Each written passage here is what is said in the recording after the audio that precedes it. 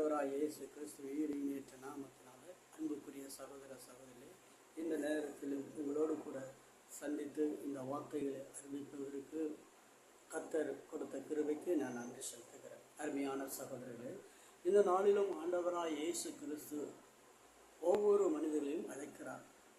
ஆபிரகாமை அழைக்கிறார், ஈசாக்கை அழைக்கிறார், மோசே அழைக்கிறார். ஒவ்வொரு மனிதனையும் கர்த்தர் அழைக்கிறார். ஒவ்வொரு மனிதனையும் அழைக்கிற பாதை வித்தியாசமானது. ஆபிரகாமை அழைத்தார். அவன் அந்நிய தேசத்தில் இருந்தான். அந்நிய தேசத்தில் இருந்த ஆபிரகாமை அழைத்து வந்து அவனை அவனுக்கென்று ஒரு தேசத்தை ஏற்படுத்தினார். அந்த தேசத்தை ஏற்படுத்தி இந்த தேசத்திலே வாழ சொன்னான். இப்படி வாழ்ந்து அவன் அந்த கர்த்தருடைய வார்த்தையின்படி அவன் கீழ்ப்பட்டு அந்த வார்த்தையின்படிக்கு அவன் வாழும் பொழுது கர்த்தர் அவனை ஆசீர்வதித்தார். அவனை கர்த்தர் அழைக்கும் பொழுதே சொல்லுகிறார், நான் உன்னை ஆசீர்வதிப்பேன். கர்த்தர் நான் அவனை ஆசீர்வதிப்பேன் என்று சொல்லுகிறார். அருமையான சகோதரனே சகோதரியே, இந்த நாளில் நீ ஆசீர்வாதம் இல்லாமல் இருப்பாயா? தரித்திரத்தோடு இருப்பாயா? ஆண்டவராய் இயேசு கிறிஸ்து சொல்லுகிறார், உன்னை அழைக்கிறார். உன்னை ஆசீர்வதிப்பதற்காகவே உன்னை அழைக்கிறார். இந்த நாளில் இந்த வார்த்தையை கேட்கிற சகோதரனே சகோதரியே, இந்த ஆண்டவருடைய வார்த்தைக்கு நீ ஒப்பு கொடுப்பாயா?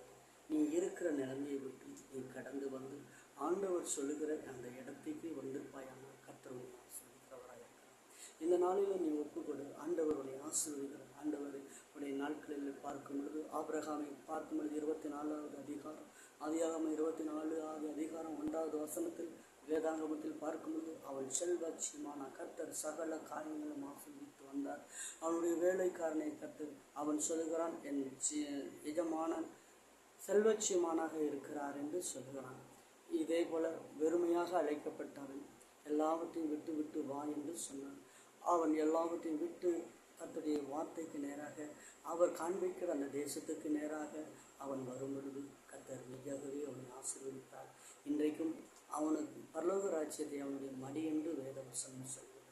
அருமையான சகோதரனே சகோதரியே, இன்றைய நாளில் நீ எல்லாவற்றையும் விட்டு அவருடைய சமூகத்தில் எதையெல்லாம் நீ விட வேண்டும் என்பதால் உன்னுடைய பாவ காரியங்கள், உன்னுடைய பாவங்கள் எல்லாவற்றையும் நீ விட்டு கர்த்தருடைய சமூகத்தில் நீ வருவாயானா, அவரிடத்தில் ஒப்பு கொடுப்பாயானா.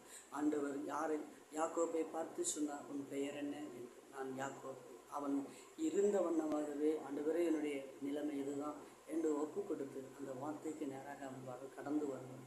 கர்த்தர் மெய்யாகவே அவனை ஆசீர்வதித்தார். பின்னொரு நாட்கள் அவன் வர வர விருத்தி அடைந்தான் என்று வேதவசனம்.